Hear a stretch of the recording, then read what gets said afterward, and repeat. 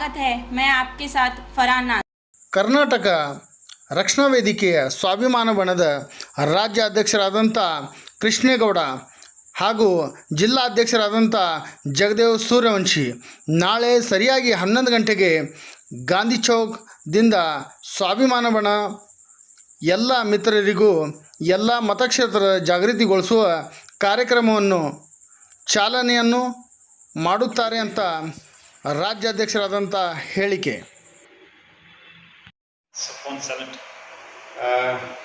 ಇವತ್ತು ವಿಜಯಪುರ ಜಿಲ್ಲೆಗೆ ನನ್ನ ಜಿಲ್ಲಾಧ್ಯಕ್ಷರು ಮತ್ತು ಉಸ್ತುವಾರಿ ನಾಯಕರುಗಳು ಪದಾಧಿಕಾರಿಗಳು ಬರ್ಮಾಡ್ಕೊಂಡಿದ್ದಾರೆ. ಕಾರಣ ಕರ್ನಾಟಕ ರಕ್ಷಣಾ ವೇದಿಕೆ ಸ್ವಾಭಿಮಾನಿ ಬಣ ನಾಳೆ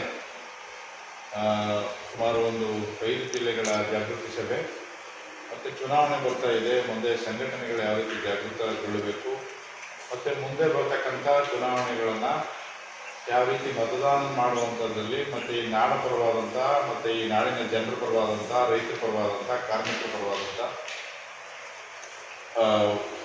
ಚುನಾಯಿತ ಪ್ರತಿನಿಧಿಗಳು ಬರಬೇಕು ಅನ್ನುವಂಥ ಉದ್ದೇಶ ಇಟ್ಕೊಂಡು ನಾವೊಂದು ಸಭೆಯನ್ನು ಕರೆದಿದ್ದೇವೆ. ನನ್ನ ಹೆಸರು ಕೃಷ್ಣೇಗೌಡ ಅಂತೇಳಿ ಕರವೇ ಸ್ವಾಭಿಮಾನಿ ಬಣದ ರಾಜ್ಯಾಧ್ಯಕ್ಷ. ಉದ್ದೇಶ ಇಷ್ಟೇ, ನಾನು ಸುಮಾರು ಈಗಾಗಲೇ 20 ಜಿಲ್ಲೆಗಳನ್ನು ಸಭೆಗಳನ್ನು ಮಾಡ್ತಾ ಬಂದಿದ್ದೇನೆ. ಇತ್ತೀಚಿನ ಸರ್ಕಾರಗಳು ಈ ನಾಡಿನ ಬಗ್ಗೆ ಆಗಲಿ, ನಾಡಿನ ರೈತರ ಬಗ್ಗೆ ಆಗಲಿ, ಕಾರ್ಮಿಕರ ಬಗ್ಗೆ ಆಗಲಿ ಸರ್ಕಾರದ ಒಂದಷ್ಟು ಏನಿವತ್ತು ಅನುದಾನಗಳನ್ನು ಸರಿಯಾಗಿ ರೈತರಿಗಿರ್ಬೋದು, ಕಾರ್ಮಿಕರಿಗಿರ್ಬೋದು, ಮೂಲಭೂತ ಸೌಲಭ್ಯಗಳಿಗೆ ಸರಿಯಾಗಿ ಒದಗಿಸದೆ ಇವತ್ತು ಕಾಮಗಾರಿಗಳ ಇಲ್ಲದೇ ಕಾಮಗಾರಿಗಳನ್ನು ಪ್ರಾರಂಭ ಮಾಡಿ ಬಿಲ್ಗಳು ಮಾಡ್ತಕ್ಕಂಥದ್ದನ್ನ ನಾವು ಕಾಣ್ತಾ ಇದ್ದೇವೆ. 75 ವರ್ಷದ ನಾವು ಸ್ವತಂತ್ರ ಸಂಭ್ರಮದಲ್ಲಿ ಇದ್ದಾಗ ಮೂಲಭೂತ ಸೌಲಭ್ಯಗಳ ಕೊರತೆಗಳು ಇತ್ತೀಚೆಗೆ ಜಾಸ್ತಿ ಆಗ್ತಾ ಇದೆ. ಇವತ್ತು ಚುನಾಯಿತ ಪ್ರತಿನಿಧಿಗಳು ಈ ಶಾಸಕಾಂಗ ಅಂತ ಏನು ಕರಿತೀವಲ್ಲ, ಶಾಸಕಾಂಗ ಇವತ್ತು ವ್ಯಾಪಾರಿ ರಂಗವಾಗಿ ಮಾರ್ಪಡುವಂಥದ್ದು ಇತ್ತೀಚಿನ ದಿನಗಳಲ್ಲಿ ಹಿಂದೆ ಇದ್ದಂಥ ಸರ್ಕಾರಗಳು ನಾವು ಕಾಣ್ತಾ ಇದ್ದೇವೆ. ನಮ್ಮ ಬೇಡಿಕೆ ಇಷ್ಟೇ, ಇವತ್ತು ಈ ನಾಡಿನಲ್ಲಿ ಸಾಕಷ್ಟು ಸಮಸ್ಯೆಗಳಿದ್ದಾವೆ. ಇವತ್ತು ಶಿಕ್ಷಣ ಗಡಿಭಾಗಗಳಲ್ಲಿ ಸರ್ಕಾರಿ ಶಾಲೆಗಳನ್ನು ಖಾಸಗೀಕರಣ ಮಾಡಿ ಕೊಟ್ಟಿದ್ದಾರೆ. ಮತ್ತೆ ಸರ್ಕಾರಿ ಆಸ್ಪತ್ರೆಗಳಲ್ಲಿ ಸರಿಯಾಗಿ ಔಷಧಿ ಇದ್ರೆ ಡಾಕ್ಟರ್ ಇರಲ್ಲ, ಡಾಕ್ಟರ್ ಇದ್ರೆ ಅದಕ್ಕೆ ಬೇಕಾದಂಥ ಮೂಲಭೂತ ಸೌಲಭ್ಯಗಳನ್ನು ಒದಗಿಸೋದ್ರಲ್ಲಿ ಸರ್ಕಾರ ವಿಫಲ ಆಗ್ತಾ ಇದೆ. ಮತ್ತೆ ಈ ಖಾಸಗಿ ಇವತ್ತೇನು ಆಸ್ಪತ್ರೆಗಳು ಜನರ ರಕ್ತ ಇರುವಂತಹದ್ದು, ಮತ್ತೆ ಅದಕ್ಕೆ ಯಾವುದೇ ಒಂದು ಮಾನದಂಡ ಇಲ್ಲ. ಯಾವ ಕಾಯಿಲೆಗೆ ಯಾವ ಹಣವನ್ನ ಎಷ್ಟು ಸ್ವೀಕರಿಸಬೇಕು ಅನ್ನುವಂಥ ಒಂದು ಮಾನದಂಡ ಇಲ್ಲ. ಅವ್ರು ಮಾಡಿದ್ದೇ ಅವ್ರು ಆಡಿದ್ದೇ ಆಟ, ಅದಕ್ಕೆ ಯಾವುದೂ ಕೂಡ ಕಡಿವಾಣ ಇಲ್ಲ. ನಮಗೆ ಬಹಳ ಪ್ರಮುಖವಾಗಿ ಕುಡಿಯೋ ನೀರು ಮತ್ತೆ ಮೂಲಭೂತ ಸೌಲಭ್ಯಗಳಲ್ಲಿ ವಿದ್ಯುತ್ ಇರ್ಬೋದು, ಆಸ್ಪತ್ರೆ ಇರ್ಬೋದು, ಶಿಕ್ಷಣ ಇರ್ಬೋದು. ಇವತ್ತು ಕಟ್ಟಕಡೆ ಜನರು ಶಿಕ್ಷಣವನ್ನ ಓದ್ತಕ್ಕಂಥದ್ದು ಇಲ್ಲಿ ಸರ್ಕಾರಿ ಶಾಲೆಗಳಲ್ಲಿ. ಇವತ್ತು ಖಾಸಗಿ ಶಾಲೆಗೆ ನೀವು ಹೆಚ್ಚು ಒತ್ತನ್ನು ಕೊಟ್ಟು ಸರ್ಕಾರಿ ಶಾಲೆಗಳನ್ನು ಮುಚ್ಚುವಂತ ವ್ಯವಸ್ಥಿತ ಸಂಚು ಇವತ್ತು ಈ ರಾಜ್ಯ ನಡೀತಾ ಇದೆ. ನೀವು ಸತ್ಯಕ್ಕೆ ದೂರವಾಗಿ ಮಾತಾಡ್ತಕ್ಕಂಥ ಚುನಾಯಿತ ಪ್ರತಿನಿಧಿಗಳು ಇತ್ತೀಚೆಗೆ ಜಾಸ್ತಿ ಆಗಿದೆ. ಏನಾದರೂ ಕೇಳಿದ್ರೆ ಮಾಧ್ಯಮದಲ್ಲಿ ಪ್ರಶ್ನೆ ಮಾಡಿದ್ರೆ ಹಿಂದಿನ ಸರ್ಕಾರ ಮಾಡಿಲ್ವಾ, ನಾವು ಮಾಡ್ತೀವಿ ಅಂದ್ರೆ ನೀವು ಹಿಂದಿನ ಸರ್ಕಾರ ಊಟಿನೂ ಹೊಡೆದಿದೆ, ನಾವು ಹೊಡಿತಾ ಇದ್ದೀವಿ ಎನ್ನುವಂತ ಒಂದು ಅರ್ಥದಲ್ಲಿ ಸತ್ಯ ಹೇಳುವಂತ ಒಂದು ವಾತಾವರಣ ನೀವು ಸೃಷ್ಟಿ ಮಾಡಿದ್ದೀರಿ. ಇವತ್ತು ಕರ್ನಾಟಕ ರಕ್ಷಣಾ ವೇದಿಕೆ ಈಗಾಗಲೇ ರಾಜ್ಯದಲ್ಲಿ ನನ್ನ ಕಾರ್ಯಕರ್ತರು 42 ಶಾಲೆಗಳನ್ನ ಅಭಿವೃದ್ಧಿಪಡಿಸೋದ್ರಲ್ಲಿ ಪ್ರಮುಖ ಪಾತ್ರ ವಹಿಸಿದೆ. ಸುಮ್ಮನೆ ಸಂಘಟನೆ ನಾಡು ನುಡಿ ನೆಲ ಜಲಗಳ ಅಷ್ಟಕ್ಕೆ ಸೀಮಿತ ಆಗಿದೆ. ಇವತ್ತು ಸಾಮಾಜಿಕ ಕೆಲಸ ಮಾಡ್ತಕ್ಕಂಥ ಪ್ರಾಮಾಣಿಕ ಪ್ರಯತ್ನವನ್ನ ಕರ್ನಾಟಕ ರಕ್ಷಣಾ ವೇದಿಕೆ ಮಾಡ್ತಾ ಬಂದಿದೆ. ಈಗ ಇಲ್ಲಿ ಭಾಗದಲ್ಲಿ ನಮ್ಮ ಜಿಲ್ಲಾಧ್ಯಕ್ಷರು ಮತ್ತು ಪದಾಧಿಕಾರಿಗಳ ಸಭೆಯಲ್ಲಿ ನಾಳೆ ಈ ಭಾಗದ ಶಾಲೆಗಳ ಬಗ್ಗೆ, ಆಸ್ಪತ್ರೆಗಳ ಬಗ್ಗೆ, ಮೂಲಭೂತ ಸೌಲಭ್ಯಗಳ ಬಗ್ಗೆ ನೀವು ಯಾವ ರೀತಿ ಹೋರಾಟಗಳನ್ನ ಕ್ರಮ ತಗೊಂಡಿದ್ದೀರಿ, ಮತ್ತೆ ಜನಪ್ರತಿನಿಧಿಗಳನ್ನ ಎಷ್ಟು ಜನ ಪ್ರಶ್ನೆ ಮಾಡುವಂತದ್ದಾಗಿದೆ, ಮತ್ತೆ ಅಧಿಕಾರಿ ಸಾಹಿಗಳನ್ನ ನೀವು ಯಾವ ರೀತಿ ಪ್ರಶ್ನೆ ಮಾಡಿದ್ರಿ ಅಂತಕ್ಕಂಥ ಒಂದು ಚರ್ಚೆಯನ್ನ ಇಟ್ಕೊಂಡಿದ್ದೇವೆ. ನಾವು ಪ್ರಮುಖವಾಗಿ ಒಂದೇ ಮಾನದಂಡ, ಇವತ್ತು ಸರ್ಕಾರಿ ಶಾಲೆಗಳನ್ನ ಉಳಿಸ್ಕೋಬೇಕು, ಕಟ್ಟಕಡೆ ಜನರಿಗೆ ಶಿಕ್ಷಣ ಕೊಡಿಸುವಂತ ನಿಟ್ಟಿನಲ್ಲಿ ಪ್ರಾಮಾಣಿಕ ಪ್ರಯತ್ನ ಆಗಬೇಕು. ಮತ್ತೆ ಆಸ್ಪತ್ರೆಗಳಲ್ಲಿ ಇವತ್ತು ಮೂಲಭೂತ ಸೌಲಭ್ಯಗಳು ಮತ್ತೆ ಅಲ್ಲಿ ಇರ್ತಕ್ಕಂಥ ವಾತಾವರಣನ ಒಳ್ಳೆ ರೀತಿಯಲ್ಲಿ ಸೃಷ್ಟಿಯಾಗಬೇಕು, ಜನಸಾಮಾನ್ಯರಿಗೆ ಎಲ್ಲ ಸವಲತ್ತುಗಳು ಸಿಗಬೇಕು ಅನ್ನುವಂಥ ಒತ್ತಾಯವನ್ನ ಜಾಗೃತಿಯನ್ನು ಮೂಡಿಸೋದ್ರಿದ್ದೇವೆ. ಮತ್ತೆ ಕರ್ನಾಟಕ ರಕ್ಷಣಾ ವೇದಿಕೆ ನಿಮ್ಮೆಲ್ಲರಿಗೂ ಗೊತ್ತಿರಲಿ, ಕರೋನಾ ಟೈಮ್ನಲ್ಲಿ ಇಡೀ ರಾಜ್ಯದಲ್ಲಿ ಯಾವ ಸಂಘಟನೆ ಕೂಡ ಈಚೆ ಬರಲಿಲ್ಲ. ಆದರೆ ಸ್ವಾಭಿಮಾನಿ ಬಣ ಎಲ್ಲ ಜಿಲ್ಲೆಯಲ್ಲೂ ಕೂಡ ಆಹಾರ ಕೊಡುವಂತಹದ್ದು, ಯಾವುದೇ ಜಾತಿ ಧರ್ಮ ಆ ಭಾಷೆ ಈ ಭಾಷೆ ನೋಡದೆ ಎಲ್ಲಿ ಜನ ಉಳ್ಕೊಂಡ್ರು ಅವರೆಲ್ಲರಿಗೂ ಕೂಡ 1 ತಿಂಗಳು ಊಟ ಕೊಡುವಂತ ಕೆಲಸವನ್ನು ಮಾಡಿದ್ವಿ. ಮತ್ತೆ ಇನ್ನೊಂದು ಬಹಳ ಪ್ರಮುಖವಾಗಿ ಕರೋನಾ ಟೈಮ್ನಲ್ಲಿ ಸುಮಾರು ಕಡೆಯ ಬಡವರಿಗೆ 78 ಮನೆಗಳನ್ನು ಕಟ್ಟಿಸ್ಕೊಡುವಂತ ಕೆಲಸ ಮಾಡಿದೆ ಸಂಘಟನೆ. ಇತಿಹಾಸದಲ್ಲಿ ಯಾವುದಾದ್ರೂ ಸಂಘಟನೆ ಇವತ್ತು ತನ್ನ ಸಾಮ್ರಾಜ್ಯ ಕಟ್ಕೊಳ್ಳಿಕ್ಕೆ, ತನ್ನ ಬದುಕು ಕಟ್ಕೊಳ್ಳಿಕ್ಕೆ, ದಬ್ಬಾಳಿಕೆ ಮಾಡಲಿಕ್ಕೆ ಬಂದಂತ ಸರ್ಕಾರಗಳಿಂದ ಅನುದಾನಗಳು ತಗೊಳ್ಳಿಕ್ಕೆ ಕೆಲವು ಸಂಘಟನೆಗಳು ಇವತ್ತು ಈ ರಾಜ್ಯದಲ್ಲಿ ಕೆಲಸ ಮಾಡ್ತಾ ಇರ್ತಕ್ಕಂಥ ನಾವು ನೋಡಿದ್ದೇವೆ. ಇವತ್ತು ಒಟ್ಟಾರೆ ಸಂಘಟನೆ ಕರವೇ ಸ್ವಾಭಿಮಾನಿ ಬಣ ಜನರ ಕಷ್ಟಗಳಿಗೆ ಸ್ಪಂದಿಸುವಂತಹದ್ದು, ವಿಶೇಷವಾಗಿ ರೈತರ ಪರವಾಗಿ ಮತ್ತೆ ಕಾರ್ಮಿಕರ ಪರವಾಗಿ ಗಟ್ಟಿಯಾಗಿದ್ದಂತ ಧ್ವನಿ ಆಗ್ತಕ್ಕಂಥದ್ದು. ಧ್ವನಿ ಅಷ್ಟೇ ಅಲ್ಲ, ಬರೀ ಪ್ರಚಾರ ಆಯಿತು, ಪೇಪರ್ ಅಲ್ಲಿ ಬಂತು, ಮಾಧ್ಯಮದಲ್ಲಿ ಬಂತು ಅನ್ನೋದಕ್ಕಷ್ಟೇ ಬಿಟ್ಟಿಲ್ಲ. ನಾವು ಸಾತ್ವಿಕ ಅಂತ್ಯಕಾಲವರೆಗೂ ಹೋರಾಟಗಳನ್ನ ಕೊಂಡೊಯ್ಯುವಂತ ಪ್ರಾಮಾಣಿಕ ಪ್ರಯತ್ನ ಸಂಘಟನೆ ಮಾಡಿದೆ. ಹಾಗಾಗಿ ನಾಳೆ ನಾವು ಒಟ್ಟಾರೆ ಈ 5 ಜಿಲ್ಲೆಗಳು, ಬಾಗಲಕೋಟೆ ಮತ್ತೆ ಕಲಬುರಗಿ, ಬೀದರು, ಯಾದಗಿರಿ, ವಿಜಯಪುರ ಮತ್ತೆ ಬೇರೆ ಬೇರೆ ಬಾಗಲಕೋಟೆ, ಈ ಒಟ್ಟಾರೆ ಇಷ್ಟು ಜಿಲ್ಲೆಗಳನ್ನು ಕರೆದು ಮುಂದೆ ಹೋರಾಟಗಳನ್ನ, ರೂಪುರೇಷೆಗಳನ್ನ ಯಾವ ರೀತಿ ಕೊಂಡೊಯ್ತೀರಿ. ಇವತ್ತು ಜಾತಿ ಮೇಲೆ ಚುನಾವಣೆಗಳು ನಡೀತಾ ಇದೆ, ಧರ್ಮಗಳ ಮಧ್ಯೆ ಕಲಹಗಳಂತಂದಿರುವಂತಹದ್ದನ್ನ ನಾವು ಕಾಣ್ತಾ ಇದ್ದೇವೆ. ಮುಂದೆ ಇವೆಲ್ಲವನ್ನು ಕೂಡ ತಡೆಗಟ್ಟುವಂತ ನಿಟ್ಟಿನಲ್ಲಿ ಸಂಘಟನೆಯ ಪಾತ್ರವೇನು ಅಂತಕ್ಕಂಥ ವಿಚಾರವನ್ನು ಇಟ್ಕೊಂಡು ನಾವು ನಾಳೆ ಸಭೆಯನ್ನ ಮಾಡ್ತಾ ಇದ್ದೇವೆ ವಿಜಯಪುರ ಜಿಲ್ಲೆಯಲ್ಲಿ. ವಿಜಯಪುರ ಜಿಲ್ಲೆಯಲ್ಲಿ ಸರ್ ಈಗ ಇಲೆಕ್ಷನ್ ಬಂದಿದೆ, ಆದರೆ ಎಲ್ಲ ಸಂಘಟನೆಗಳು ತಮ್ಮ ಬೇಡಿಕೆಯನ್ನು ಇಡ್ತಾ ಇದ್ದಾರೆ ಸರ್. ತಮ್ಮ ಬೇಡಿಕೆ ಏನಾದರೂ ಇದೆನಾ? ನೋಡಿ, ನಾವು ಇದುವರೆಗೂ ನಮ್ಮ ವೈಯಕ್ತಿಕ ವಿಚಾರದಲ್ಲಿ ಎಲ್ಲೂ ಕೂಡ ಪತ್ರ ಹೊರಗಡೆ ಮಾಡಿಲ್ಲ. ಜನಸಾಮಾನ್ಯರಿಗೆ ಏನ್ ಬೇಕಾಗ್ತದೆ ಅದಷ್ಟೇ ಈ ಜಿಲ್ಲೆಯಲ್ಲೂ ಕೂಡ ಜಿಲ್ಲಾಧ್ಯಕ್ಷರು ಮತ್ತೆ ನಮ್ಮ ಉಸ್ತುವಾರಿಗಳು ಲಕ್ಷ್ಮಣ್ ಇರ್ಬೋದು, ನಮ್ಮ ಜಿಲ್ಲಾಧ್ಯಕ್ಷರು ಇರ್ಬೋದು, ಮತ್ತೆ ಪದಾಧಿಕಾರಿಗಳೆಲ್ಲರೂ ಕೂಡ ಸಾಮಾಜಿಕವಾಗಿ ಇವತ್ತು ಕೂಡ ಜಿಲ್ಲಾಧಿಕಾರಿಗಳ ಭೇಟಿ ಮಾಡ್ತಕ್ಕಂಥದ್ದು ಇರ್ಬೋದು.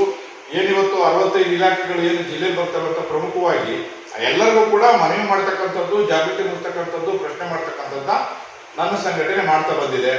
ಮುಂದೆ ಅಷ್ಟಿಗೆ ಸೀಮಿತ ಆಗದೆ ಬೀದಿ ಹೋರಾಟಗಳ ಮಾಡುವ ಮುಖೇನ ಜನರನ್ನ ಜಾಗೃತಿಗೊಳಿಸುವ ಮುಖೇನ ಮತ್ತೆ ವಿದ್ಯಾರ್ಥಿಗಳನ್ನ, ಇವತ್ತು ವಿದ್ಯಾರ್ಥಿಗಳು ಹೋರಾಟದ ಮನೋಭಾವ ಹೋಗ್ತಾ ಇದೆ, ವಿದ್ಯಾರ್ಥಿಗಳನ್ನು ಜಾಗೃತಿಗೊಳಿಸುವಂತದ್ದು ಮತ್ತೆ ನಿಮ್ಮ ಬದುಕನ್ನ ಕಟ್ಕೊಳ್ಳಿಕ್ಕೆ ವಿದ್ಯಾರ್ಥಿ ಸಂದರ್ಭದಲ್ಲಿ ನೀವು ಸಂಘಟಕರಾಗಿ ಸಾಮಾನ್ಯ ಜ್ಞಾನಗಳನ್ನು ಹೆಚ್ಚು ಮೈಗೂಡಿಸ್ಕೊಳ್ಳಿ. ಮತ್ತೆ ರಾಜ್ಯದ ಸಮಸ್ಯೆಗಳ ಬಗ್ಗೆ ವಿದ್ಯಾರ್ಥಿಗಳು ಮುಂದಿನ ದಿನಗಳಲ್ಲಿ ಜಾಗೃತರಾಗಬೇಕು. ಯಾಕಂದ್ರೆ ಇವತ್ತು ಬರೀ IT BT MBBS ಮಾಡಿದ್ರೆ ನಿಮ್ಮ ಬದುಕು ಸಿಗ್ತದೆ, ಹೊಸನಾಗ್ತದೆ ಅಂತಕ್ಕಂಥದ್ದನ್ನ ದಯಮಾಡಿ ಹುಚ್ಚು ಕಲ್ಪನೆಗೆ ನೀವು ಹೋಗ್ಬೇಡಿ. ಶಿಕ್ಷಣದಿಂದನೇ ನಿಮಗೆ ಹೋರಾಟದ ಮನೋಭಾವ ಬಂದ್ರೆ ಮುಂದೆ ಯಾವುದೇ ಸಂದರ್ಭಗಳು ಬಂದಾಗ ನೀವೆಲ್ಲ ತರದ ಒಂದು ಸಿದ್ಧತೆಯನ್ನು ಮಾಡ್ಕೊಳ್ಳೋಕೆ ಮಾನಸಿಕವಾಗಿ ಸಿದ್ಧರಾಗ್ತೀವಿ. ಆ ಸಿದ್ಧತೆಗೆ ನಾವು ಸಂಘಟನೆ ಇನ್ನೊಂದಷ್ಟು ಪುಷ್ಟಿ ಕೊಡುವಂತಹದ್ದು, ವಿದ್ಯಾರ್ಥಿಗಳನ್ನ ಜಾಗೃತಿಗೊಳಿಸ್ತಕ್ಕಂಥದ್ದು, ಯುವ ಸಮೂಹವನ್ನ ಈ ನಾಡಿನಲ್ಲಿ ಮತ್ತೊಂದಷ್ಟು ಈ ರಾಜ್ಯದ ಸಮಸ್ಯೆಗಳ ಬಗ್ಗೆ ಧ್ವನಿ ಆಗ್ತಕ್ಕಂಥ ಪ್ರಯತ್ನವನ್ನ ಯುವ ಸಮೂಹದ ಜೊತೆಗೆ ಮಾಡುವಂತದನ್ನ ಮಾಡಬೇಕಾಗ್ತದೆ. ಇವತ್ತು ನಾವು ಜಾಗೃತಿಗೊಳಿಸುವಂತ ನಿಟ್ಟಿನಲ್ಲಿ ನನ್ನ ಪದಾಧಿಕಾರಿಗಳು ನಾಳೆ ಸಭೆಯನ್ನು ಕರೆದಿರ್ತಕ್ಕಂಥದ್ದು. ಮತ್ತೆ ವಿಜಯಪುರದಲ್ಲಿ ನೀವು ಕೇಳಿದ ಹಾಗೆ ಎಲ್ಲ ಇಲಾಖೆಗಳನ್ನ ಮುಂದೆ ಧರಣಿ, ಸತ್ಯಾಗ್ರಹಗಳು, ಕ್ರಾಂತಿಕಾರಿ ಹೋರಾಟಗಳು, ನಾವು ಕಾನೂನು ಕೈ ತಗೊಂಡ್ರೂ ಚಿಂತೆ ಇಲ್ಲ. ಜನರ ಸಮಸ್ಯೆಗಳ ಬಗ್ಗೆ ಧ್ವನಿ ಆಗ್ತಕ್ಕಂಥ ಪ್ರಾಮಾಣಿಕ ಪಡೆ ಇಲ್ಲಿ ಪ್ರಾರಂಭ ಆಗಬೇಕು ಅನ್ನುವಂಥದ್ದು ನನ್ನ ಆಸೆ.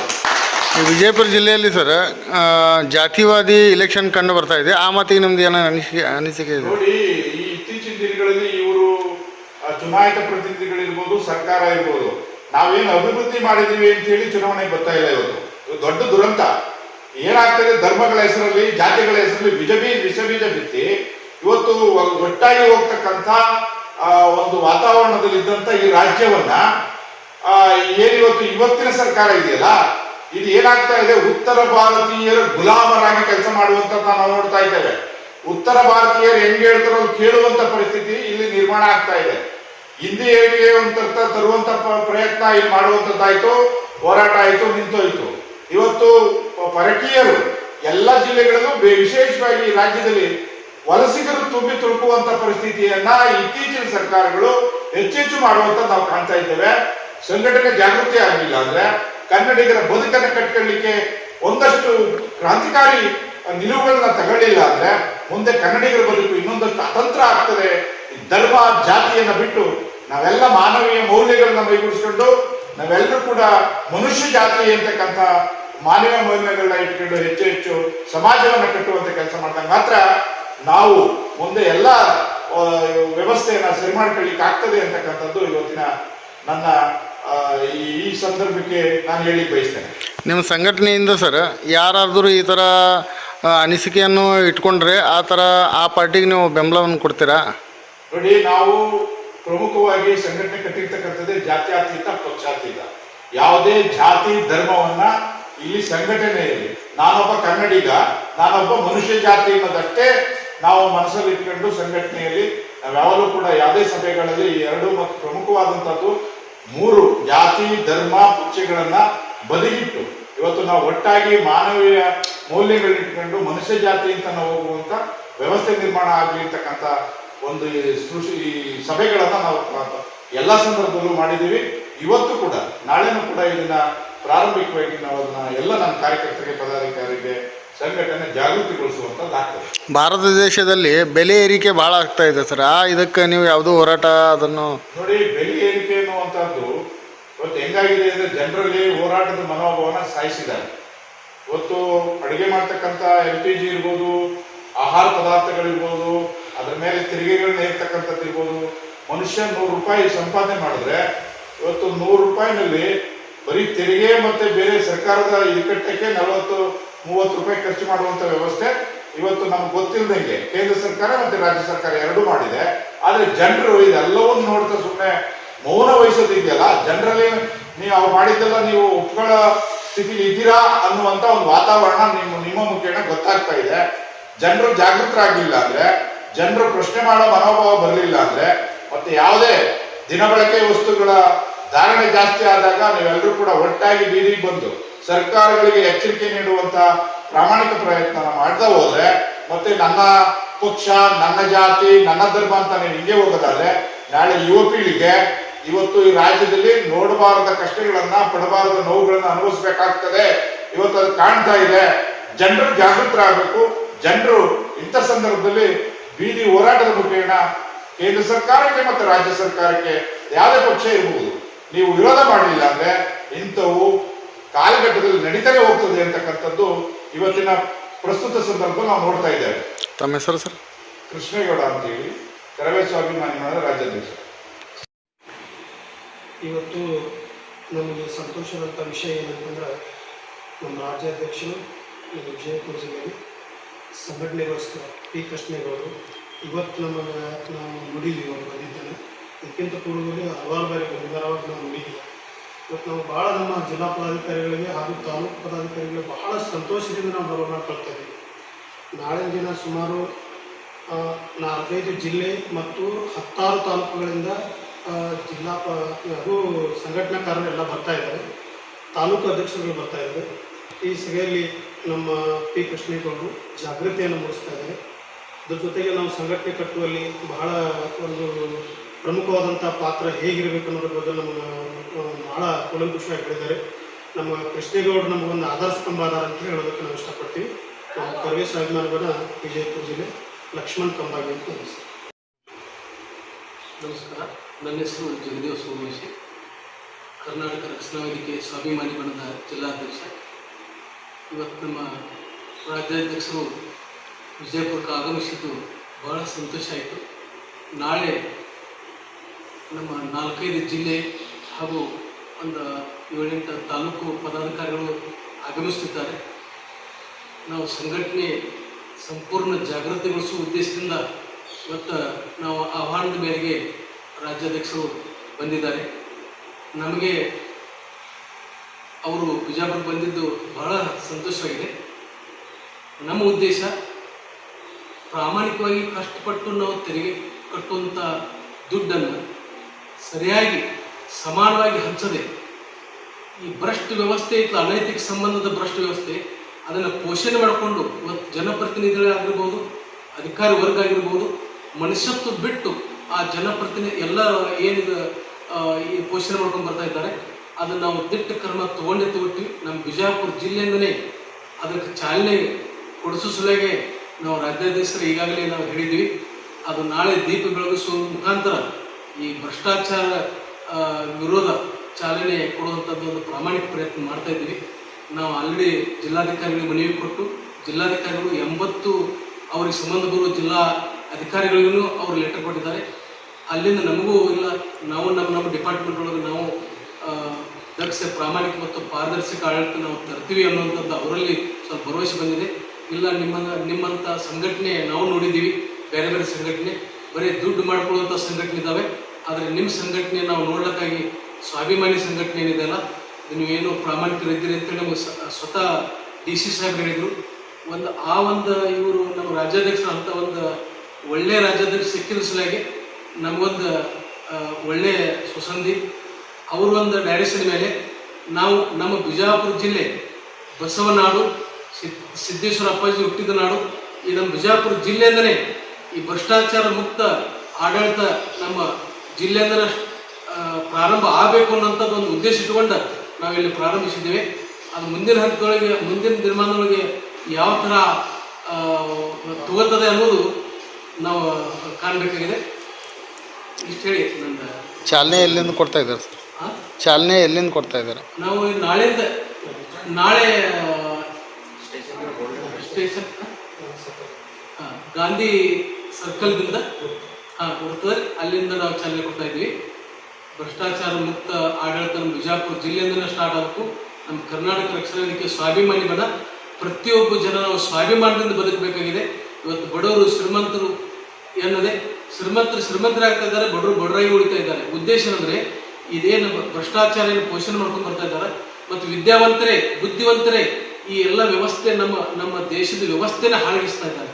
ಅನಕ್ಷರಸ್ಥರಿಂದ ಹಾಳಾಗ್ತಾ ಇಲ್ಲ, ರೈತರಿಂದ ಹಾಳಾಗ್ತಾ ಇಲ್ಲ, ಕಾರ್ಮಿಕ ಘಟಕದಿಂದ ಹಾಳಾಗ್ತಾ ಇಲ್ಲ, ಶೋಷಿತ ವರ್ಗದಿಂದ ಹಾಳಾಗ್ತಾ ಇರೋದು ವಿದ್ಯಾವಂತ ಬುದ್ಧಿವಂತರಿಂದ ಮಾತ್ರ ಈ ವ್ಯವಸ್ಥೆ ಪೂರ ಕಲುಷಿತಗೊಳಿಸ್ತಾ ಇದ್ದಾರೆ.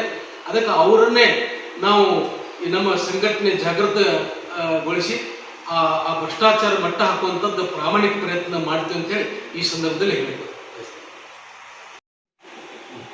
ಇವತ್ತಿನ ಈ ಸಂದರ್ಭದಲ್ಲಿ ವಿಜಯಪುರ ಜಿಲ್ಲೆಗೆ ಆಗಮಿಸಿದಂಥ ನಮ್ಮ ರಾಜ್ಯಾಧ್ಯಕ್ಷರಾದ ಶ್ರೀ ಕೃಷ್ಣೇಗೌಡರು ಮತ್ತು ನಮ್ಮ ಜಿಲ್ಲಾಧ್ಯಕ್ಷರಾದಂಥ ಸುರೇಶ್ವರು, ಎಲ್ಲ ಜಿಲ್ಲಾ ಪದಾಧಿಕಾರಿಗಳಲ್ಲಿ ನಾನು ವಂದನೆಗಳನ್ನು ಅರ್ಪಿಸಿ, ಇಂದು ಸತ್ಯ, ಧರ್ಮ, ನ್ಯಾಯ, ನೀತಿ ತಳಹದಿಯ ಮೇಲೆ ನಮ್ಮ ಸಂಘಟನೆ ಮುಖಾಂತರ ಮುನ್ನಡೆಯುತ್ತಿರುವ ರಾಜ್ಯಾಧ್ಯಕ್ಷರ ಆದೇಶದ ಮೇರೆಗೆ ನಮ್ಮ ಜಿಲ್ಲಾಧ್ಯಕ್ಷರಾದಂಥ ಸುರೇಶ್ ಗುರುಗಳು ಮತ್ತು ಎಲ್ಲ ಪದಾಧಿಕಾರಿಗಳು ತೀಕ್ಷ್ಣ ವಿಚಾರ ಮಾಡಿ ನಮ್ಮಂಥ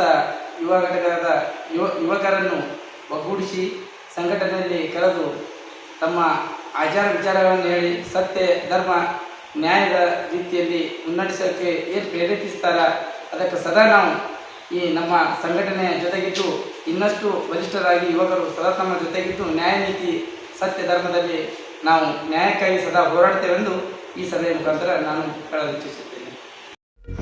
होटल में 2 लोगों की लाश बरामद। बीजापुर शहर के